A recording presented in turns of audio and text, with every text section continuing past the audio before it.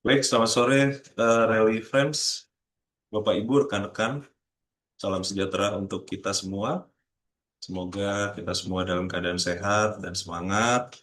Dan pada hari ini kita bertemu kembali dalam acara kita, Emiten Corner, di hari Kamis, tanggal 30 Juli tahun 2026. Kali ini kita kedatangan emiten yang sangat istimewa, yaitu PT Dharma Henwa Tbk, atau yang memiliki kode saham Dewa.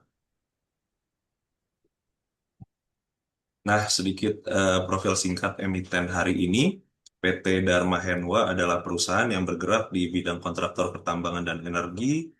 Lini usahanya mencakup kontrak alat berat, kontrak aktivitas pertambangan, pengupasan bumi, konstruksi sipil, dan pemeliharaan. Di tahun ini, perusahaan melakukan beberapa aksi korporasi seperti buyback saham, pembagian dividen, dan juga mengumumkan beberapa kesepakatan kontrak pertambangan dengan nilai yang cukup besar. Dan terakhir kemarin di hari Senin, tanggal 27, Bursa Efek Indonesia mengumumkan Dharma Henwa akan masuk ke dalam saham dalam konstituen IDX 30. Nah, melihat transformasi yang dilakukan oleh Dewa, hari ini kita mengambil tema Emiten Corner Dewa 2026. Can the transformation drive sustainable growth? Baik, Really Friends, langsung saja kita sapa narasumber kita pada sore hari ini. Bersama kita telah hadir Director of Dharma Henwa Tbk, Bapak Ricardo Selain CFA. Selamat sore, Pak Ricardo. Selamat sore Ryan, selamat sore teman-teman di Reliance. Happy to meet you here. Again ya, Pak. Selamat bergabung, Pak Ando. Terima kasih sudah menerima undangan kami. Mudah-mudahan sudah siap berbagi informasi, tentunya informasi-informasi yang menarik untuk Rally Friends. Kemudian saya ingin menyapa juga teman-teman dari PT Dharma Henwa yang hadir juga sore hari ini. Ada Ibu Kintan, Ibu Cia, selamat sore. Kemudian rekan-rekan dari PT Dharma Henwa yang lain yang tidak dapat kami sebutkan satu persatu. Selamat sore, salam kenal, selamat bergabung. Merupakan suatu kehormatan bagi kami dan Mahenwa hadir dalam acara Emiten Corner pada hari ini. Kemudian untuk sore hari ini juga telah bergabung bersama kita mewakili direksi dari Reliance Sekuritas. Ada Pak Reza Priyambada. Selamat sore, Pak Reza. Ya, halo selamat sore Bapak Ibu rekan-rekan semuanya. Selamat sore Pak Ando. Sehat Pak. Baik, Reza. Ya.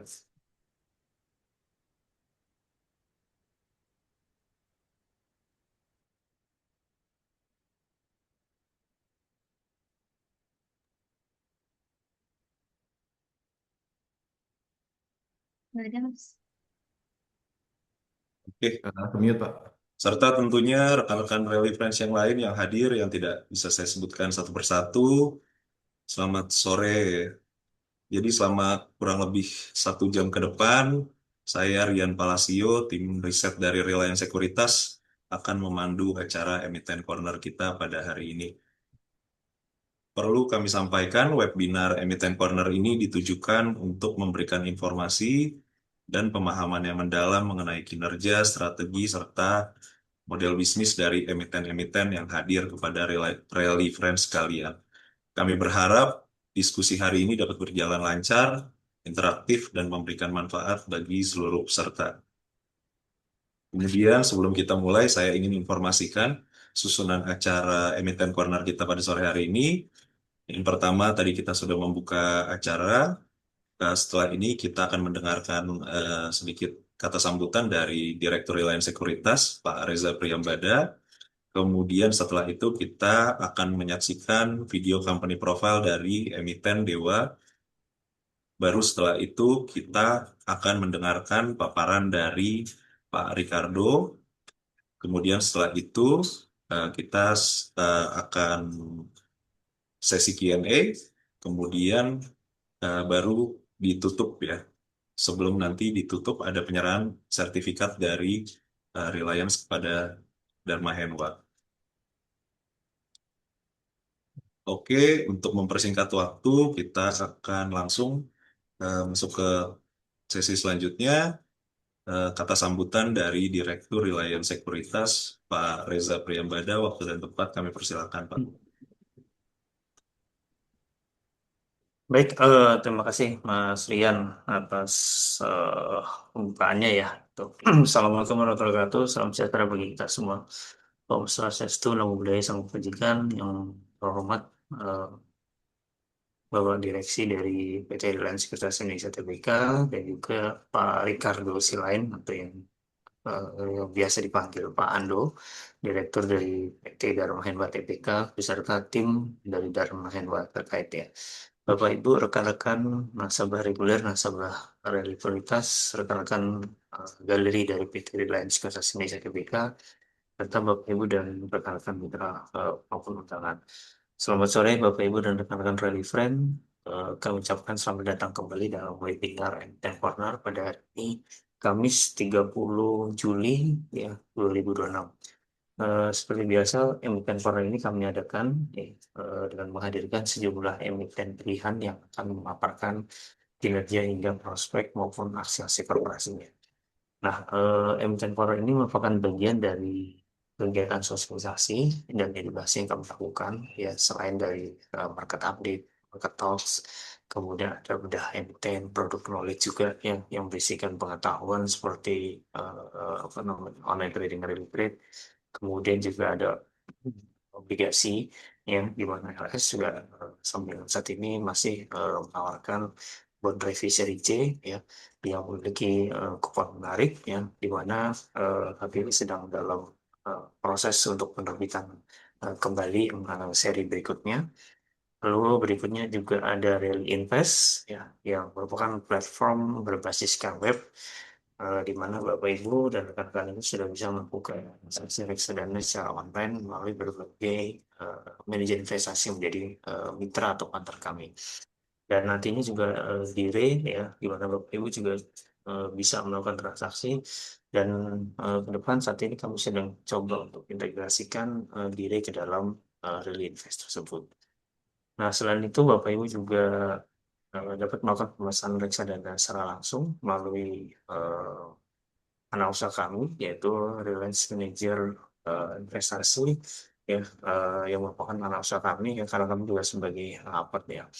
Lalu kemudian juga ada saluran atau kanal komunikasi melalui Real Invest Community Apps ya di mana Bapak Ibu bisa saling berinteraksi ya mengeluarkan ide atau mungkin isu rumor terkait dengan market ya. Karena ini merupakan konten edukasi yang kami bangun untuk sarana interaksi antar nasabah. Ya. Nah, pada hari ini kita kedatangan eh, emiten yang eh, boleh dikatakan spesial ya, di mana emiten ini bergerak di jasa pertambangan terpadu, yaitu Dharma Henwa Tbk. Nah, Dewa ini seperti kita ketahui adalah merupakan entitas bagian dari ekosistem dari grup Bakri, di mana proyek utamanya ya yang kamu ketahui nanti mungkin akan banyak dijelaskan oleh Pak Ardo dan Pak, yaitu mengelola jasa penambangan untuk klien ya, seperti KPC, ya, Kaltim Primakol, kemudian PT Artmin, ya, kemudian dan juga proyek lainnya.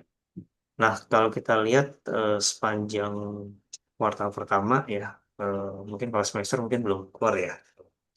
Eh, untuk kuartal pertama, Dewa ini memperoleh laba bersih peningkatan sebesar 34,5% ya, menjadi 92,7 miliar.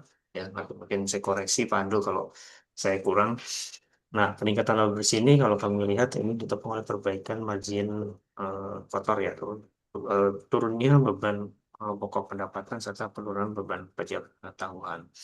Nah, tadi di awal Mas Rian juga sempat sampaikan terkait dengan pembagian dividen ya gitu. Jadi kalau dari informasi yang kami peroleh tanggal 29 Juni Dewa ini menyetujui pembagian dividen tunai sebesar 58,57 miliar. atau DPS-nya atau dividen per share-nya itu sebesar 1,5 rupiah per lembar saham. Jadi kumnya sudah lewat ya Bapak Ibu dan rekan di tanggal 3 Juli 2006, kemudian ex dividennya di 6 Juli dan nanti pembagiannya itu di tanggal 31 Juli ya. Jadi besok akan diterima dividen bagi Bapak Ibu yang sudah pegang di tanggal 3 Juli 2026. Nah, mungkin sementara itu dulu ya yang saya spill untuk kita dengarkan paparan lebih lengkap lagi dari manajemen Dewa beserta sejumlah pencapaiannya yang nanti akan disampaikan oleh Pak Ricardo atau Pak Ando beserta tim. Atas nama manajemen PT Light Security Indonesia Tbk mengucapkan banyak terima kasih ya terutama kepada Pak Ricardo yang sudah meluangkan waktu yang sudah sempatkan hadir di sore hari ini untuk kita sama-sama berdiskusi sharing terkait dengan pencapaian Dewa kepada kami kepada nasabah-nasabah kami. Semoga kegiatan webinar Emiten Forum ini memberikan banyak manfaat ya kepada Bapak Ibu dan rekan-rekan sekalian. Demikian yang dapat kami sampaikan. Mohon maaf jika dalam penyelenggaraan webinar ada yang kurang sesuai. Terima kasih, really friends. Selamat mengikuti. Wassalamualaikum warahmatullahi wabarakatuh. Silakan dilanjutkan, Mas Rian. Baik, terima kasih Pak Reza untuk kata sambutannya. Berikutnya kita akan menyaksikan video company profile dari Dharma Henwa Tbk.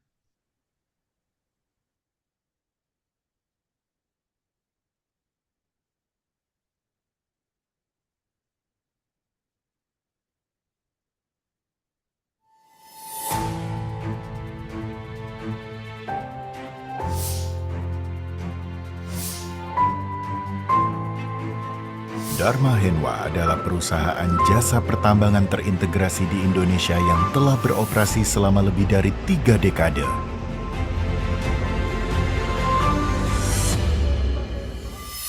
Kami hadir sebagai mitra strategis bagi industri pertambangan nasional dengan pengalaman dan rekam jejak yang kuat.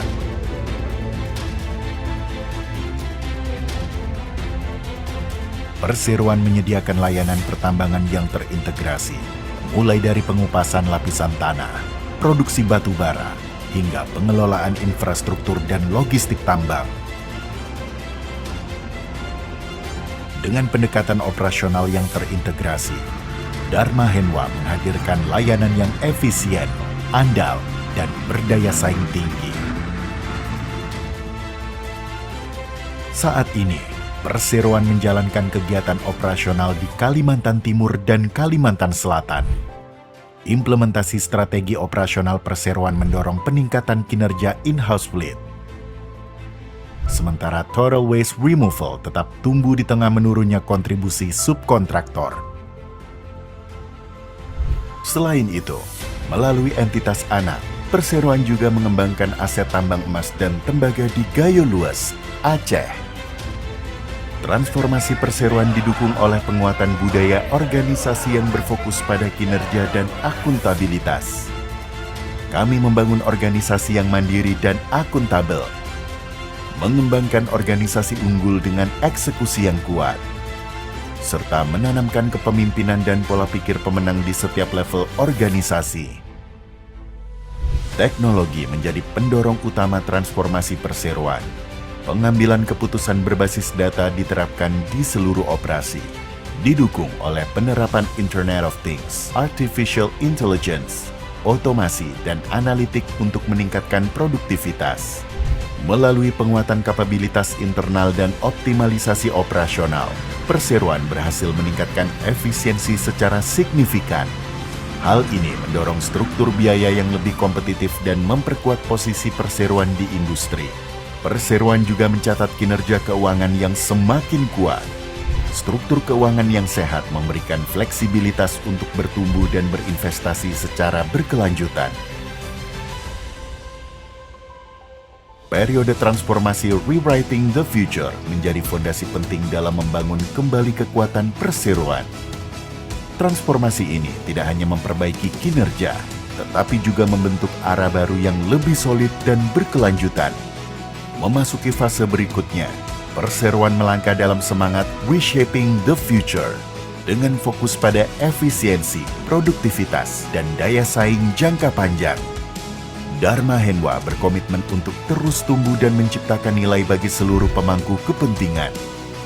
Rewriting the Future, Reshaping the Future.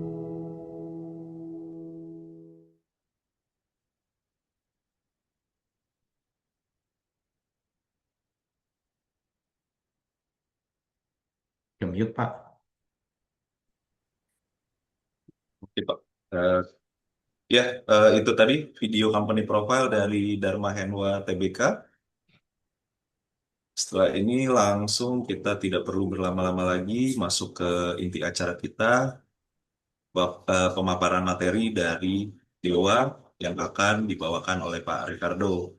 Nah, sebelum Pak Ricardo paparan, mungkin sedikit saya sampaikan profil singkat dari beliau. Saat ini Pak Ricardo selain CFA menjabat sebagai Direktur di PT Dharma Henwa Tbk. Sebelumnya beliau merupakan Head of Corporate Planning dan Head of Investor Relation di PT Indika Energi Tbk. Oke, pada Pak Ricardo, langsung saja waktu dan tempat kami persilakan, Pak. Terima kasih Pak Ryan dan Pak Reza atas introductions dan sambutannya. Selamat sore rekan-rekan Reliance Friends. Saya akan membawakan presentasi mengenai Dharma Henwa sesuai dengan topiknya yaitu mengenai transformasi yang sudah dilakukan perusahaan dan juga eh, growth opportunities yang kami lihat untuk ke depannya. Saya akan share presentasinya. Wait ya, bentar.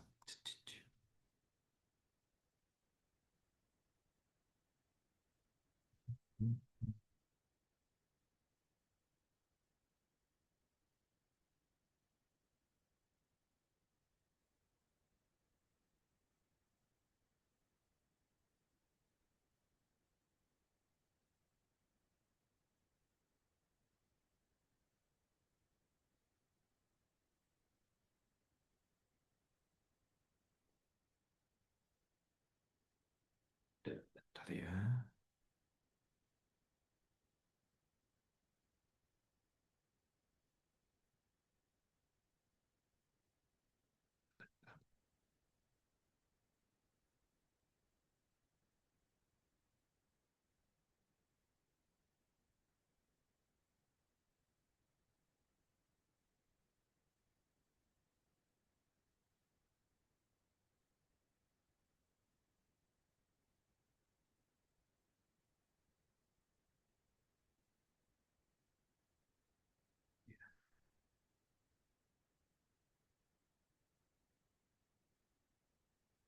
Oke, udah kelihatan.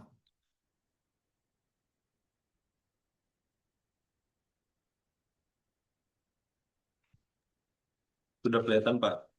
Oke ya. Nah,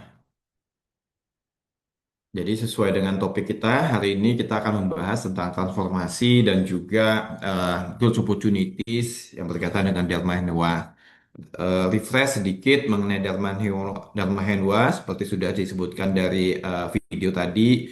Jadi Dharma Henwa adalah integrated mining service company yang fokus utama saat ini di batu bara, tapi ke depan kami berencana menjadi integrated holding company, di mana salah satunya pilar mining service itu akan menjadi cash cow untuk jangka pendek dan menengah, tapi jangka panjang kami juga ingin mengembangkan bisnis lainnya yang bisa membalance atau juga memberikan kontribusi penting bagi revenue perusahaan dan dalam hal ini kami melakukan pengembangan aset emas dan tembaga di Gayo Aceh. Nah, sekilas mengenai perusahaan untuk tahun lalu kami sudah memproduksi batu bara kurang lebih 17 juta ton dan juga melakukan overburden removal itu 138 juta dan tadi sempat disinggung bahwa hingga saat ini kami masuk ke dalam eh, indeks IDX 30. Sebelumnya kita juga sempat udah terdaftar dari LQ45 dan juga di IDX 80 maupun Kompas 100. Jadi di sisi itu kita melihat bahwa kepercayaan pasar terhadap perusahaan dan terhadap saham Dewa semakin meningkat.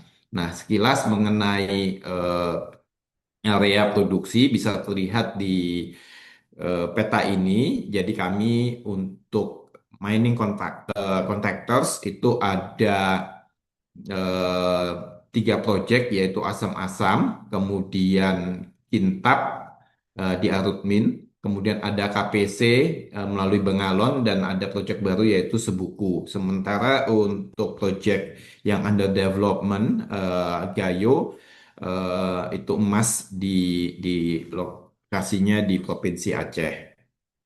Nah, perusahaan sendiri memang sudah melakukan transformasi. Kalau teman-teman ada yang familiar mengenai Dharma Hendwa dulu, Dharma Hendwa dulu bisa dibilang struggling sebagai mining contractors karena mengalami beberapa eh, kendala maupun tantangan. Yang pertama adalah Dharma Hendwa waktu itu masih bisa dibilang sangat tradisional sekali, di mana kebanyakan kontrak yang dimiliki itu dilempar ke pihak ketiga sebagai subcontractors. Ini berkaitan dengan kapasitas yang sangat terbatas fleetnya, kemudian juga kemampuan untuk fundraising juga very limited, dan juga dari sisi operasional juga belum terlalu sophisticated, sehingga bisa terlihat kalau kita lihat di slide ini pada sebelum tahun 2023 itu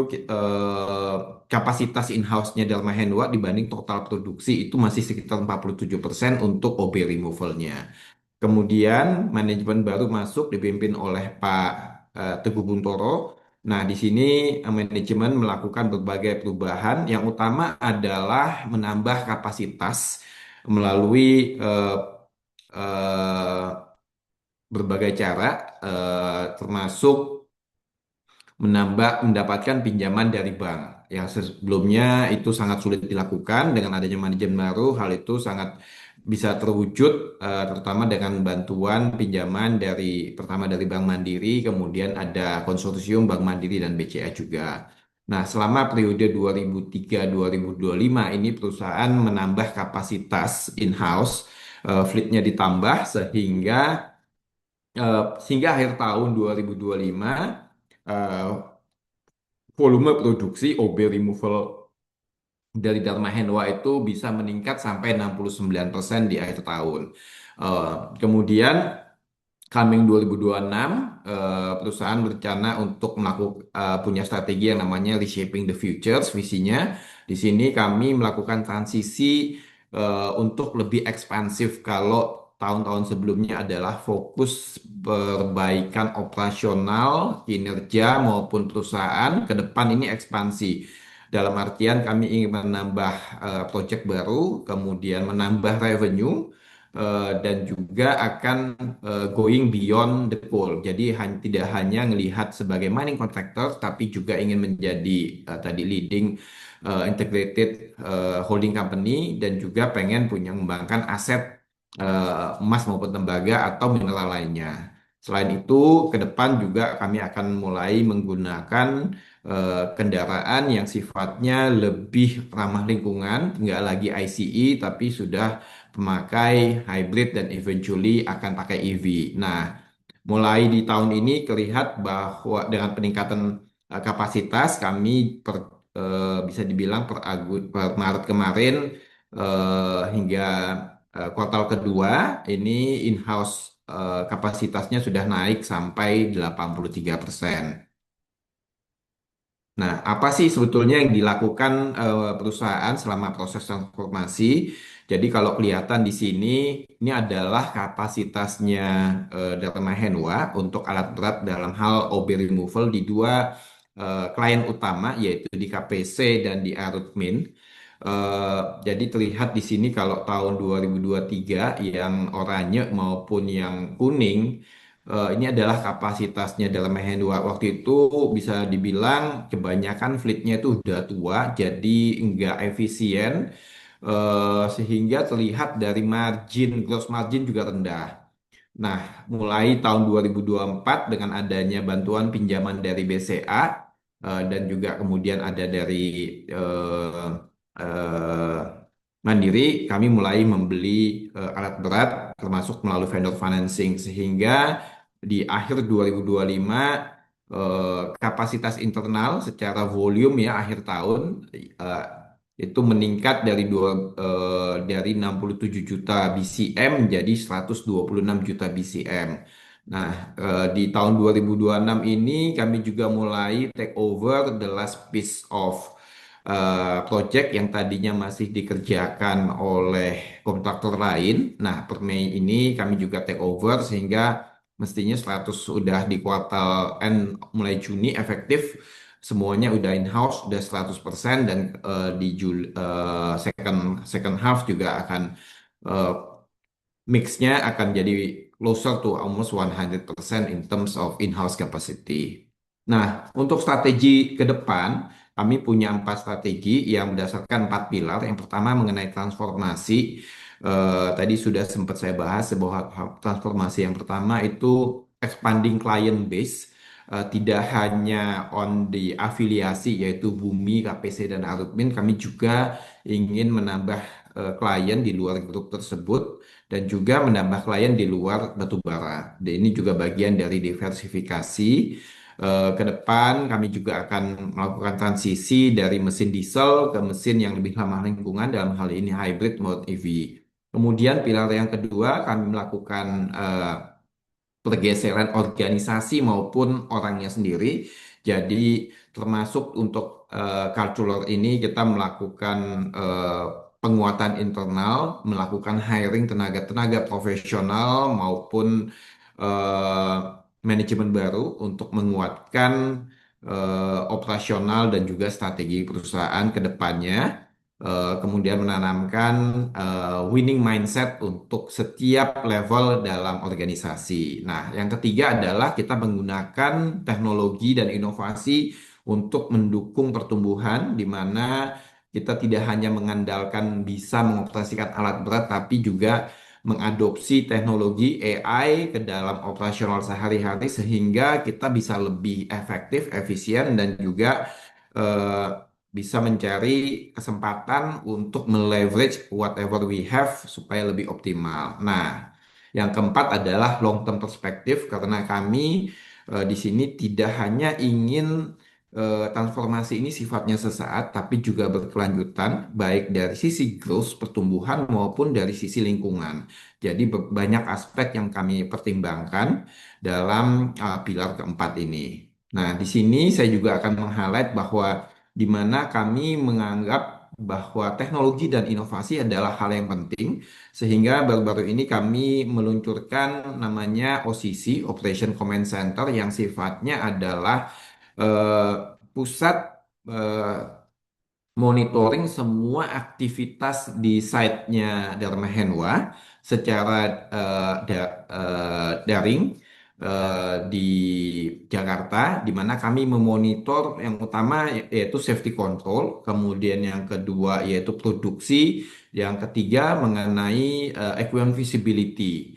Dengan adanya OCC ini, kita berharap bahwa kita bisa mengambil keputusan dengan jauh lebih cepat karena kita nggak harus menunggu datang ke site, bahkan kita itu real time, kita decision can be made, dan juga eh, di sini kita bisa melakukan pencegahan terhadap risiko-risiko operasional. Nah, berkaitan dengan OCC, kita juga melakukan adopsi digital, di mana kami punya strategi. Ada 4 yang utama, yaitu satu, kita mulai menggunakan wearable. Ini di mana dengan adanya wearable ini yang sifatnya seperti gelang yang bisa mendeteksi eh, denyut nadi dan juga eh, data statistik vital ini akan dikonek ke dalam mobile app-nya Dalma Henwa sehingga kita bisa memonitor readiness di operators. Di sini juga adalah bentuk kami pencegahan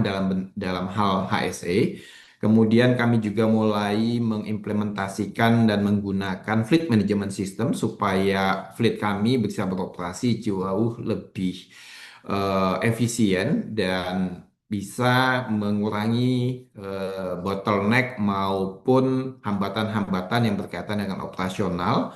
Kemudian kami juga mulai pakai fatigue management system. Ini juga merupakan bagian dari penguatan health and safety, di mana kami mulai menggunakan AI untuk mendeteksi kelelahan di operator sehingga bisa menurunkan tingkat kecelakaan kerja di site. Kemudian semua eh, sistem tersebut yang kami sudah sebutkan tadi ini diintegrasikan dengan mobile apps namanya DH Super Apps yang bisa kita monitor secara langsung di handheld secara real time. Di sini juga dengan adanya NEHA Mobile, kami juga melakukan streamlining proses dan mengurangi paperwork sehingga keputusan tidak hanya di level operasional bisa lebih cepat, tapi juga dalam hal administrasi juga bisa lebih cepat dan lebih efisien. Nah, itu adalah transformasi yang dilakukan secara ongoing. Kemudian untuk highlight operasional, untuk di kuartal 1 tadi Pak Reza juga udah sempat nyebut bahwa volume kita yang in-house juga mengalami pertumbuhan year on year basis. Kalau kita lihat dari waste removalnya tumbuh dari 21 menjadi 29. Kemudian memang berkaitan dengan curah hujan, coal miningnya agak turun dari 2,9108, tapi overall material move-nya masih mengalami peningkatan. Kemudian di sini juga kalau kita lihat untuk waste removal di Arutmin juga kelihatan masih ada peningkatan, coal miningnya agak turun, kemudian tapi materialnya in total masih juga naik. Sini ada angkanya untuk KPC juga kelihatan masih bagus untuk waste removalnya, miningnya juga masih ada peningkatan sehingga in total kami bisa menunjukkan waste removalnya total eh, land removalnya itu masih menunjukkan ada pertumbuhan cukup signifikan. Nah, ini pertumbuhan eh, volume ini juga translate kepada ke financial numbers. Bisa terlihat walaupun revenue-nya tidak cenderung flat di 1,6, tapi gross profit-nya ini naik kurang lebih 9% year on year.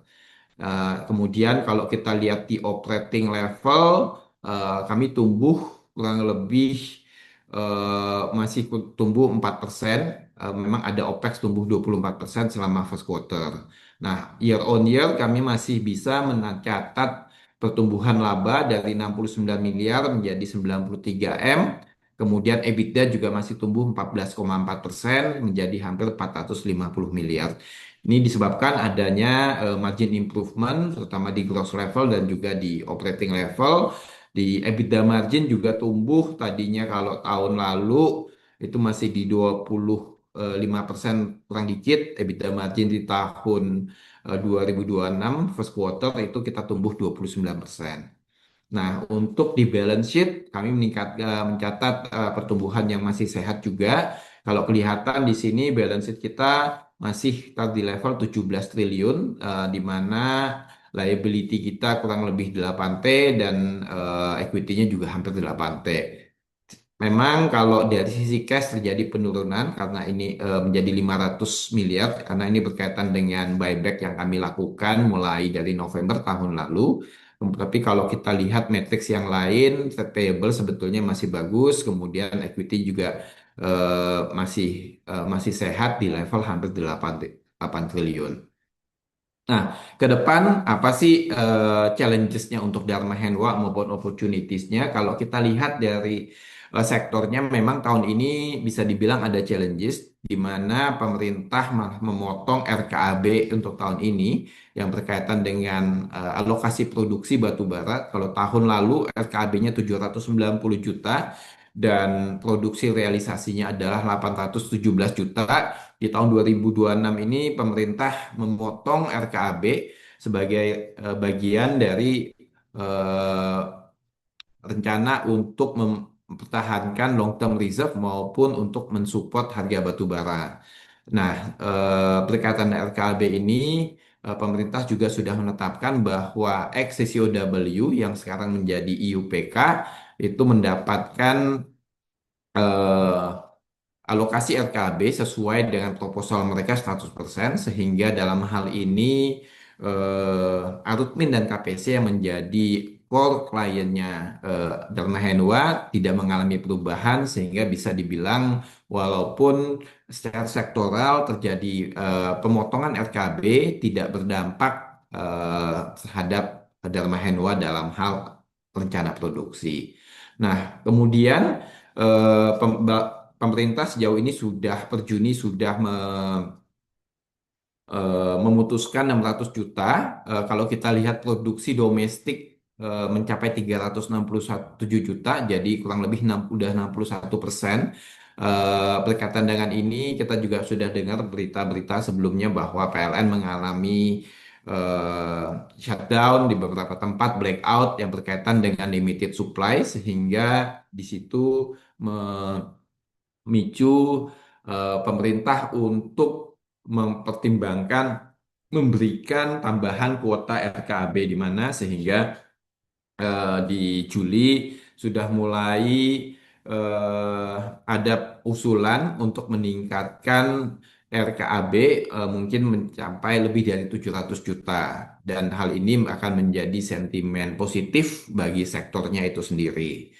Nah, berkaitan dengan operasional, tadi saya sudah sempat singgung bahwa mulai di bulan Mei ini kami sudah take over semua remaining works dari subcontractors. Tadinya PAMA, mulai Mei ini kita mulai kerjakan, kita sudah deploy eh, new capacity, new fleet itu mulai dari April, efektifnya Mei, kita sudah taruh Liber 9.200 dalam truck, kemudian grader, sehingga by Juni ini udah efektif total 100% pengerjaan itu adalah in-house-nya Dharma Henwa.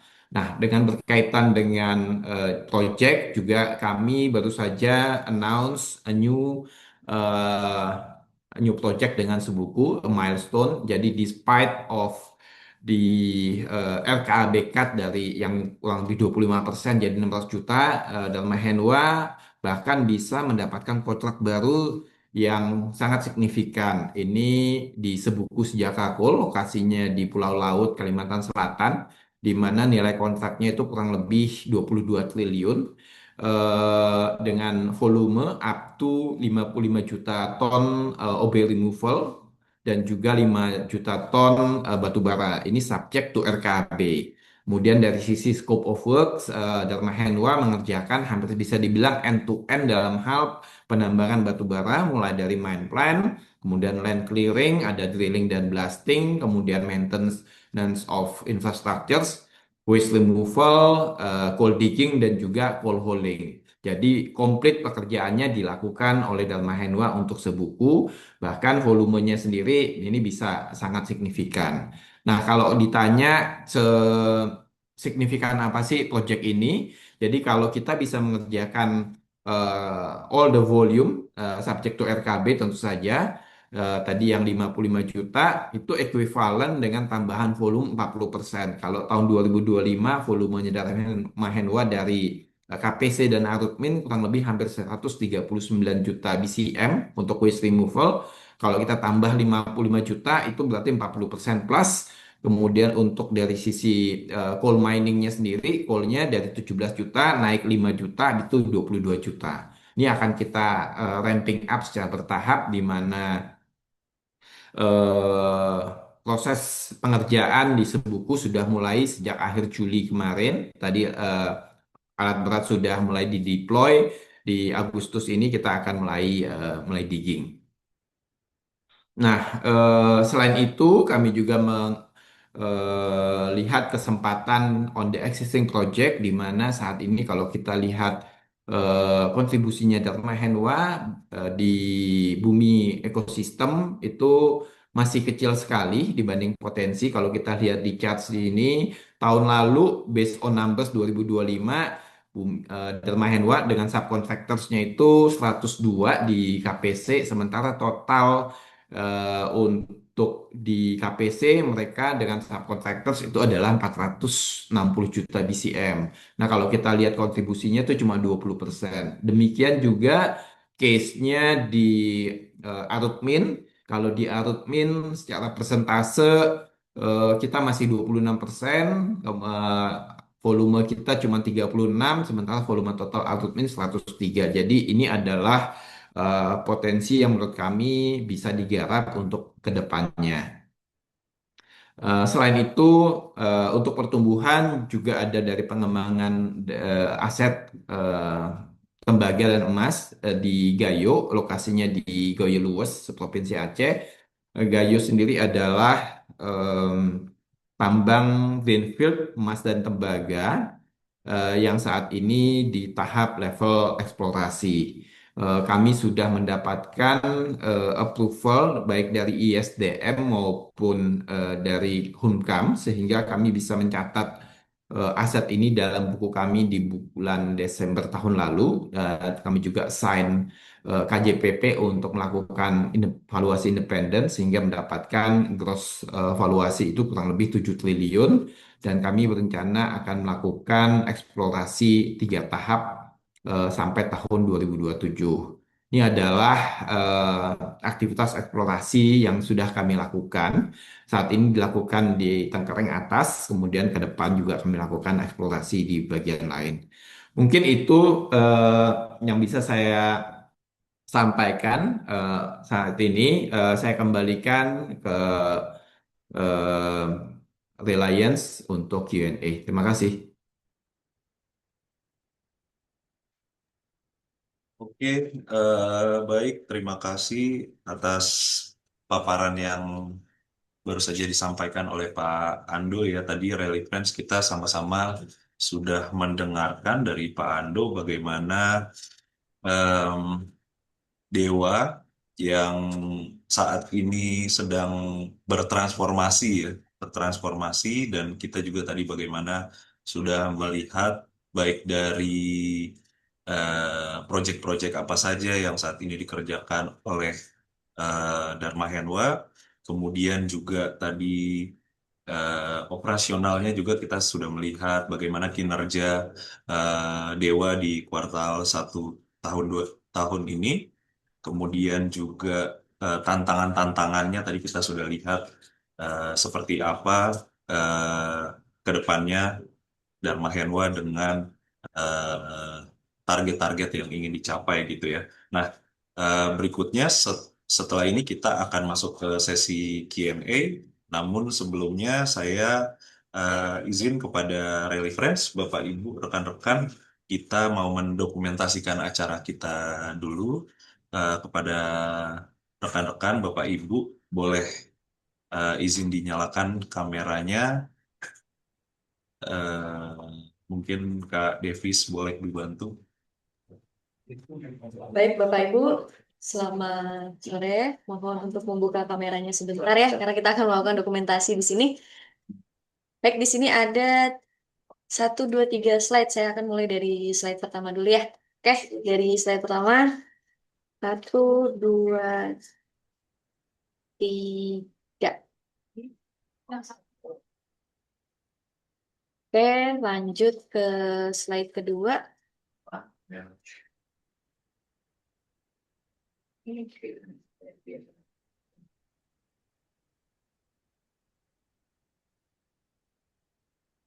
Oke, slide kedua. Sebentar ya, Bapak Ibu. 1, 2, 3. Dan kemudian slide terakhir. 1, 2, 3.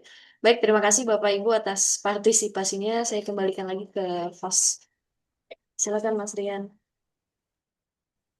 Oke, makasih Kak Devis.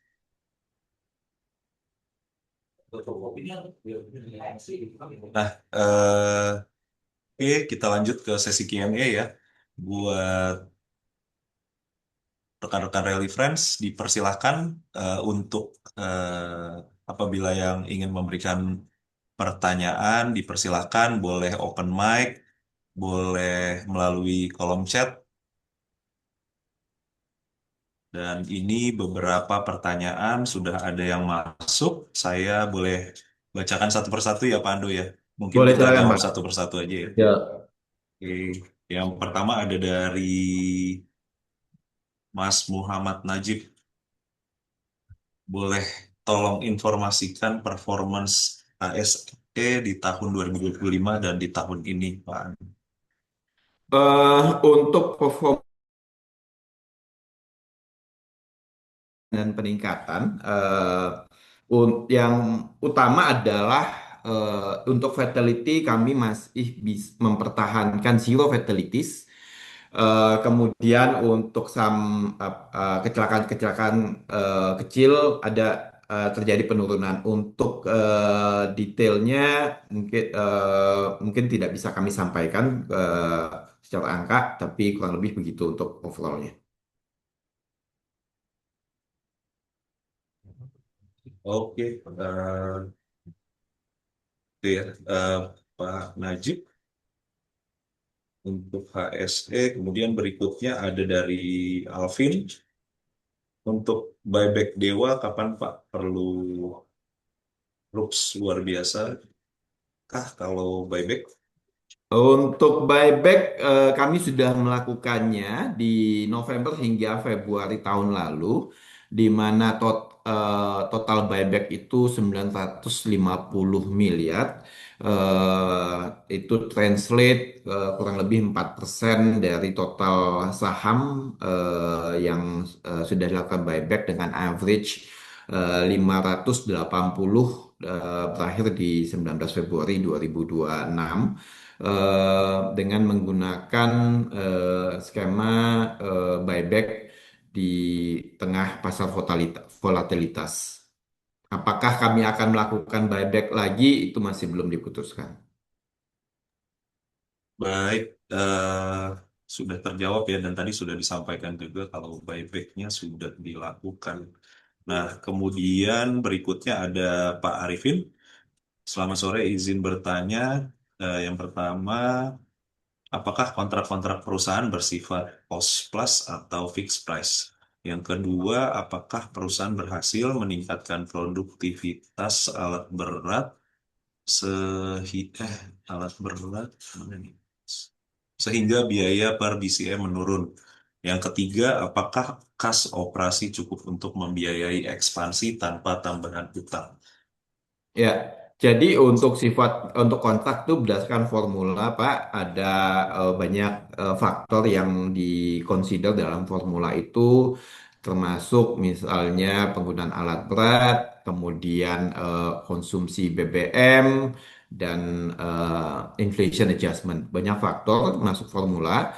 Eh, Kalau yang utama untuk BBM sifatnya pass-through, yaitu in most cases itu adalah pass-through, jadi ditanggung oleh pemilik tambang. Kalau yang existing itu KPC dan Arutmin, jadi kalau harga minyaknya naik, yaitu impact-nya ke Dharma Hendwa sangat minimal, if any. Selebihnya rate itu dibayarkan based on BCM, volume BCM yang kita produksi atau ton of coal. Tuh. Kemudian perusahaan berhasil meningkatkan produktivitas, iya. Yang utama ada dua hal. Yang satu karena kami sudah mengganti subkontraktor dengan in-house capacities. Dari kalau pakai subkontraktor itu marginnya mungkin EBITDA di 6-8%. Kalau pakai in-house EBITDA margin kita bisa di kisaran 30%. Makanya blended hingga di Maret kemarin EBITDA margin bisa 20, hampir 28%. Walaupun sebetulnya di situ masih ada subcontractors. PAMA masih bekerja hingga bulan Maret. Nah, Yang ketiga, sorry, penambahan margin improvement juga berasal dari eh, perbaikan operasional. Jadi kami terus melakukan continuous improvement eh, dari sisi operasional, berusaha misalnya kalau loading time-nya kita kurangin, kemudian perbaikan infrastruktur sehingga konsumsi BBM juga lebih rendah. Banyak hal yang di sisi site operations kita berusaha optimalkan. Di situ terjadi penurunan biaya dan margin improvement. Kemudian yang pertanyaan nomor tiga, apakah kas operasional cukup? Nah, berkaitan dengan cash flow untuk ekspansi, ini kalau untuk existing operasi kas internal masih bisa. Apalagi kami sudah sebelumnya mendapatkan tambahan loan dari konsorsium Mandiri dan BCA totalnya 5 triliun. Tapi untuk new project tentu saja ini butuh capex baru, working capital baru, jadi tambahan utang adalah sumber pendanaan yang paling visible. Begitu, Pak. Oke, makasih Pak Arifin untuk pertanyaannya. Mudah-mudahan sudah terjawab ketiganya ya. Sudah dijawab Pak Ando masing-masing. Nah, kemudian berikutnya saya lanjut. Muhammad Najib tadi sudah ya. Bagus presentasinya, convincing. Potensi reserve gold atau bahan tambang lainnya di Aceh seperti apa tuh Pak? Apakah masih ada potensi untuk lebih banyak lagi ya, gitu ya maksudnya ya? Ya, jadi memang untuk Gayo totalnya kan 34.500 hektar. Kami sudah ada 10 spot main identifikasi untuk tahap awal punya cadangan emas yang cukup signifikan dan kami sudah melakukan eksplorasi tahap satu di satu di spot yaitu Terkereng Atas dan berdasarkan hasil temuan eksplorasi tersebut kami melakukan penilaian KJPP yang tadi saya sempat highlight 7 triliun untuk valuasi grossnya. Nah, eksplorasi ini 3 tahap. Kami juga saat ini sedang di tahap kedua, field exploration. Ini lebih pengayaan dan strengthening the confirmation untuk yang di Gayo atas itu, sehingga level of confidence levelnya akan meningkat dalam hal survei. Kemudian kami juga ekspansi menggeser untuk survei di lokasi lain di Cengkareng Tenggara. Harapannya ini juga nanti bisa menambah cadangan emas gitu. Tapi ini ekspektasinya baru akan selesai di 2027. Begitu sih, Pak. Oke, baik. Terima kasih Pak Ando. Berikutnya dari Ibu Leni. Ini Pak, ada pertanyaan, apakah Dewa punya rencana ke masuk MSCI, Pak?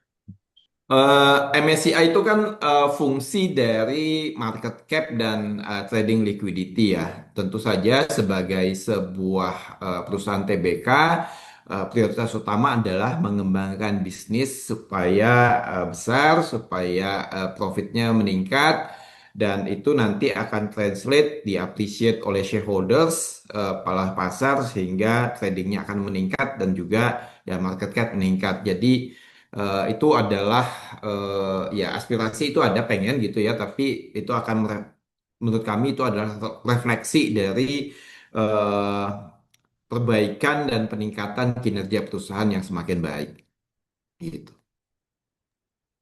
Oke. Yang kedua, pertanyaannya tadi juga sudah ditanyakan mengenai buyback ya, buyback untuk di tahun lalu dan ke depannya belum ada rencana lebih lanjut ya untuk buyback kembali. Nah, kemudian pertanyaan berikutnya dari Pak Edo, tambah KBLI itu rencananya memang tambah SBU, tapi apa sudah ada rencana konkretnya seperti timeline step by step dan lain-lain. Hmm, Di, di sini saya kurang paham SBU-nya apa, tapi kalau ini berkaitan dengan KBLI apa tentang scope of business perusahaan. Jadi perusahaan tadi memang kita melakukan transformasi, kita juga melakukan restrukturisasi bisnis di mana eh, baru-baru ini kami mengumumkan pembentukan 3 perusahaan anak perusahaan baru yang sifatnya supporting bisnis. Jadi kami eh, berusaha membuat simplify the business process based on the activities. Jadi ada anak usaha ini akan fokus on providing the required services. Misalnya ada DH listrik yang nantinya akan menyediakan listrik untuk kebutuhan listrik baik operasional di site dalam hal housing misalnya maupun nanti kalau kami mulai menggunakan EV karena EV ini membutuhkan daya yang sangat besar sekali. Nah, DH listrik ini akan provide that services. Kemudian ada juga misalnya anak usaha lain yang akan provide maintenance. Jadi nanti kami split antara maintenance dengan operasional. Jadi mereka yang maintenance akan fokus terhadap maintenance, yang operasional fokus akan untuk produksi aja. Jadi dengan harapan tersebut kita bisa lebih efisien, economies of skill-nya juga tercapai. Ini kayak kalau di apa airways airlines itu ada misalnya ada Garuda yang Garuda catering, ada Garuda maintenance, kemudian ada operator kurang lebih begitu. Nah,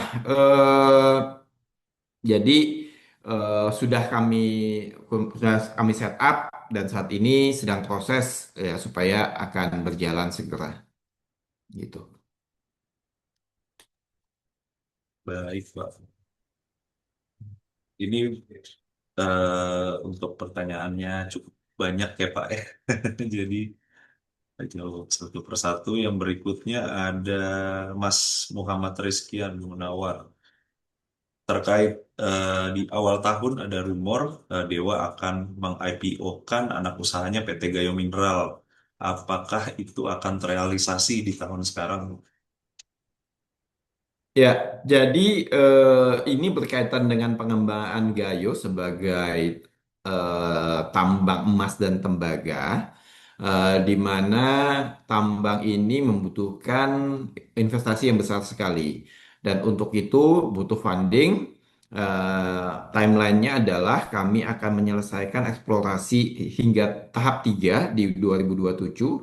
Kemudian eksplorasi ini kami akan butuh funding dan untuk funding ini kami mempertimbangkan beberapa opsi termasuk misalnya IPO anak usaha supaya kita bisa eh, develop aset tersebut menjadi commercial operation. IPO atau right issue yaitu sedang dipertimbangkan, belum ada kata final, tapi ya IPO adalah salah satu opsi yang sangat menarik bagi kami. Oke, jadi rumornya ini benar ya, Pak ya? Rencana itu ada, tapi Iya, nggak tahu iya. ini. Dan apakah IPO ya kita tunggu lah. Soalnya eksplorasinya juga 2027 baru selesai. Oh, baik. Itu ya Mas Muhammad ya. Nanti mungkin kalau IPO Mas Muhammad nih mau langsung antri sahamnya pertama, Pak. Ya, Berikutnya pertanyaan dari Primadoli Nababan terkait MOU 1000 unit XCMG ke depan akan terrealisasi kapan dan dipakai kemana spreading unitnya, Pak? Jadi MOU ini adalah bagian dari strategi perusahaan untuk bekerja sama dengan relevan stakeholders, dengan parti yang menurut kami bisa membantu Dharma Henwa dalam hal mengembangkan bisnisnya. Jadi XCMG kami lihat sebagai partner yang sangat strategik di mana mereka punya pengalaman dan kemampuan yang sangat besar dalam hal alat berat dan pengadaannya, pengembangan. Jadi kami kerjasama dengan mereka untuk mengembangkan alat berat yang akan cocok dengan kebutuhannya Dharma Henwa. Karena kan kadang di beda project ya beda requirement. Nah, nanti mereka akan kayak customize alat beratnya sehingga sesuai dengan requirement Dharma Henwa. Nah, 1.000 unit ini akan kami eh, ini kebutuhan untuk beberapa tahun ke depan sehingga mungkin 3-5 tahun ke depan butuhnya 1.000 unit. Kurang lebih begitu. Oke.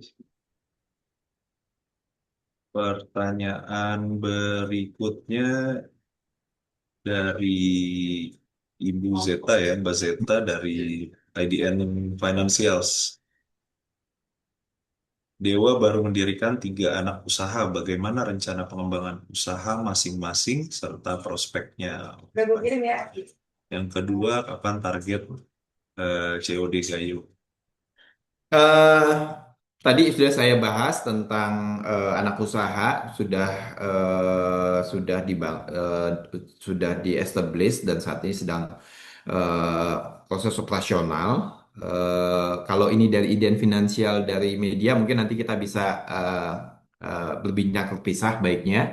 Kemudian target COD Gayo Mineral, jadi first milestone-nya adalah kita akan completein tadi eksplorasinya tahun 2027. Kemudian dengan itu kita akan monetisasi, eh, di mana IPO adalah salah satu opsi yang kami pertimbangkan setelah dapat funding melalui tadi monetisasi itu mungkin butuh 18 sampai 24 bulan hingga commercial operation. Jadi realistically speaking eh, mulai commercial operation itu di 29-30 ya.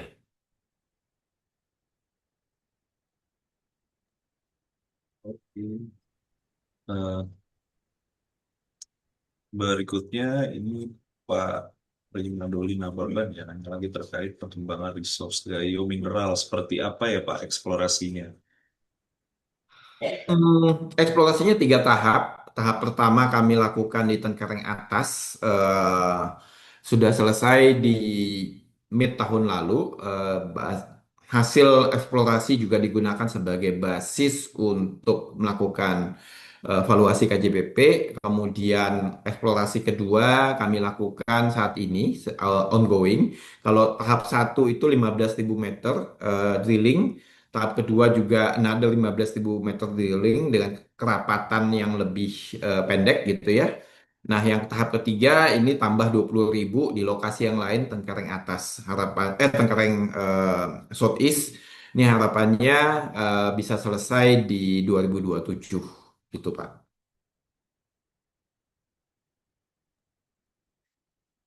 Oke.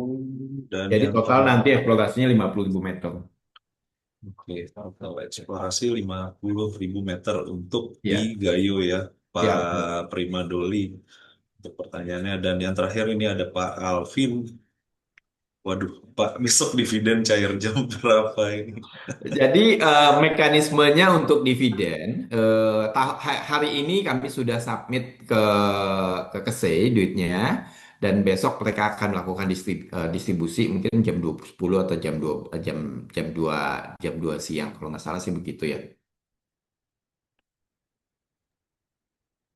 Ditunggu saja Pak Alvin besok jam 2 ya. Mestinya jam 2 itu udah masuk. Jadi rencananya efektifnya tuh jam 2 itu udah didistribusikan oleh oleh KSE. Kemudian untuk PT Gayo Mineral itu 100% dimiliki Dewa atau konglomerasi ya Pak? Saat ini 99% yang dimiliki oleh Dewa, tapi kemungkinan ada potensi nanti kita akan mengundang pihak lain untuk mengembangkan bersama, tapi dengan eh, pertimbangan tetap sebagai controlling shareholders.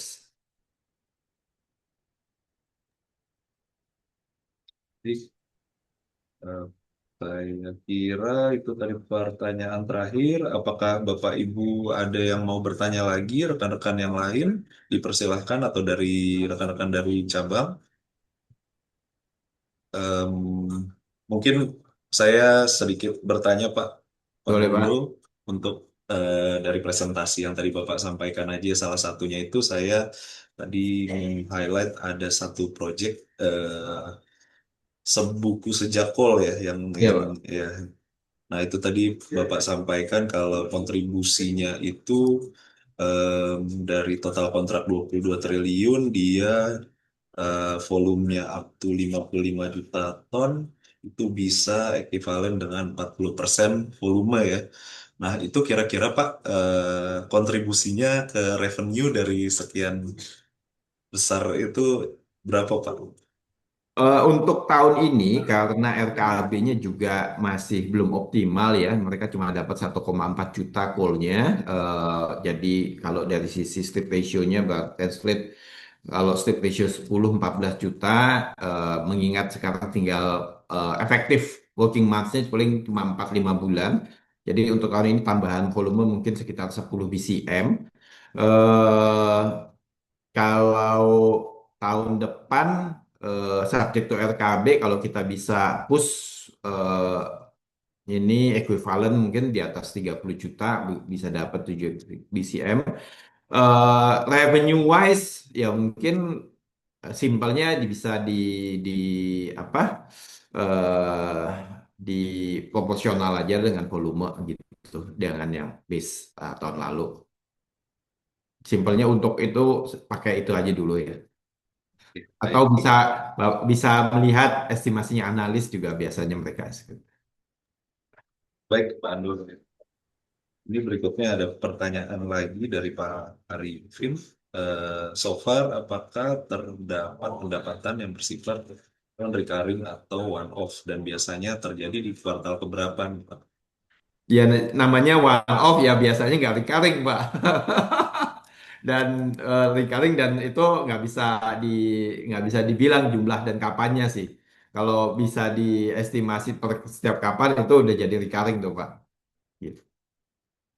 Biasanya berkaitan yang ini ya dengan forex lah, forex gain, forex loss.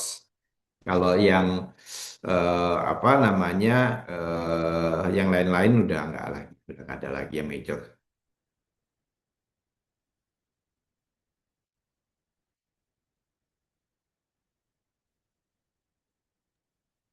Oke, satu lagi deh Pak, saya tanya mengenai tema kita hari ini kan terkait transformasi ya Pak. Jadi kalau dari Dewa tadi eh, beberapa transformasi yang ingin dilakukan.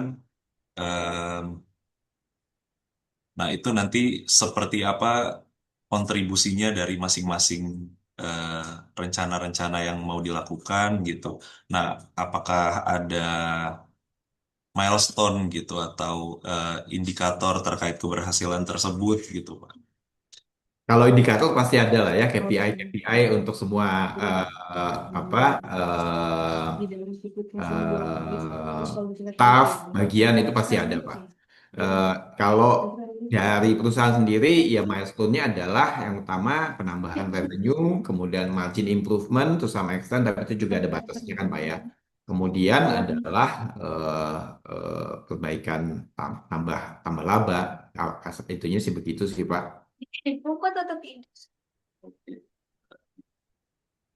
Aduh, ini masih ada pertanyaan lagi. Mungkin kita batasi maksimal 2 pertanyaan lagi ya, Pak Ando ya. Ya.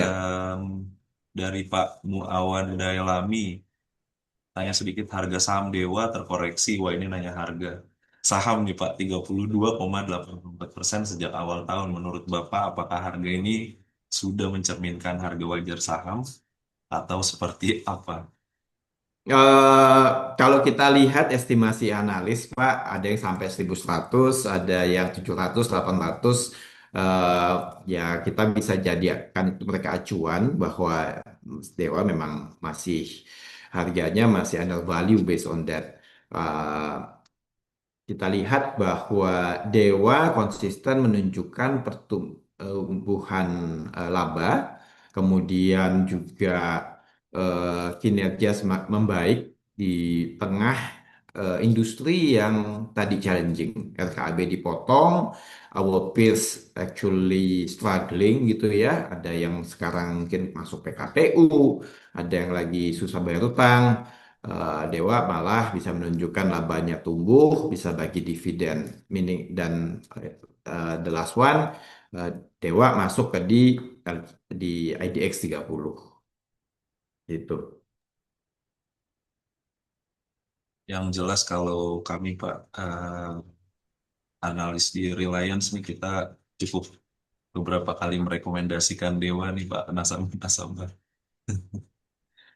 Karena kita cukup optimis juga nih melihat kinerja dari emiten Dewa. Nah, ini ada pertanyaan satu lagi ya terakhir ya. Pak Alvin, Pak Richard sahamnya sudah dijual belum? Saya masih pegang Pak. Ya, ya. Oh Pak, oh iya ya, oke. Oke, baik mungkin untuk sesi Q&A kita cukupkan ya. Sudah cukup banyak tadi pertanyaannya dan karena waktu kita juga terbatas, eh, terima kasih buat teman-teman yang telah menyampaikan pertanyaan dan tentunya terima kasih juga buat Pak Ando yang sudah dijawab semua pertanyaan dari Ya. Rally Friends nih Pak. Kita saya izin untuk lanjut ke acara berikutnya.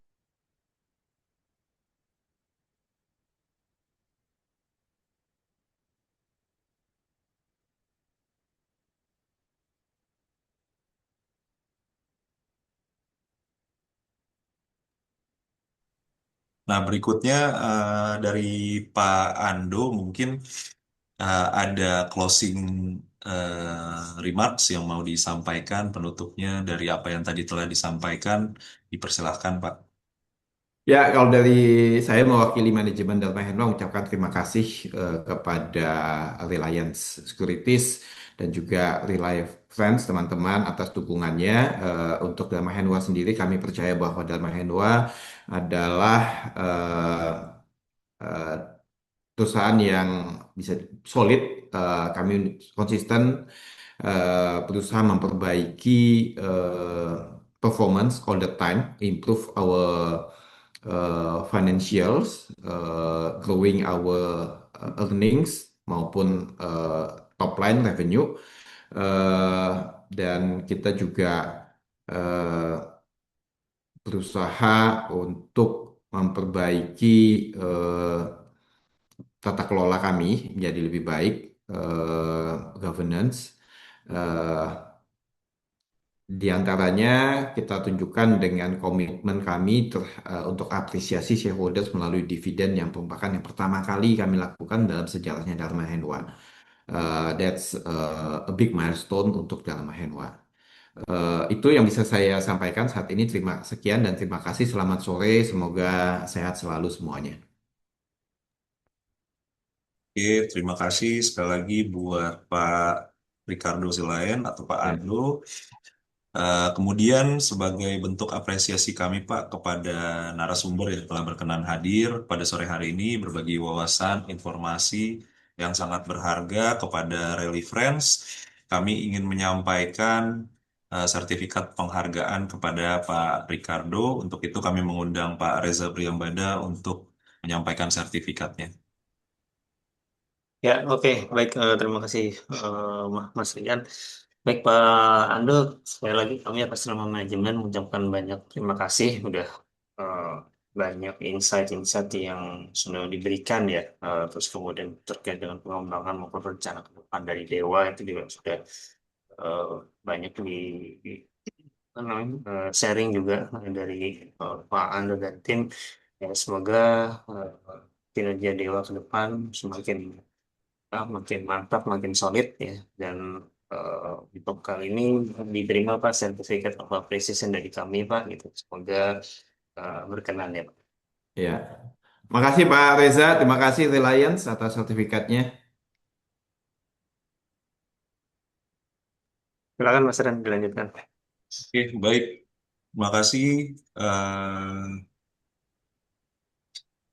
Iya, itu tadi kita tidak terangkai ya sudah hampir 1 jam dan kita saat ini sudah di penghujung acara. Izinkan kami sekali lagi terima kasih kepada Dharma Henwa Tbk atas waktu dan kesediaannya berkolaborasi bersama Reliance Sekuritas. Kami juga berterima kasih kepada Rally Friends sekalian yang sudah hadir dalam acara Emiten Corner kali ini. Semoga dari Emiten Corner hari ini Rally Friends mendapatkan insight, informasi, dan wawasan yang baru yang bermanfaat. Dan sampai bertemu kembali di emiten berikutnya yang tentunya akan menghadirkan emiten-emiten lain yang tidak kalah menarik. Apabila di sepanjang berjalannya kegiatan pada hari ini terdapat kesalahan, kami mohon maaf dan akhir kata kami mengucapkan selamat sore dan selamat kembali melanjutkan aktivitas. Terima kasih. Terima kasih Pak Ando, terima kasih Bu Kintan, Bu Alesia. Ya, terima kasih Bapak Ibu rekan-rekan semuanya.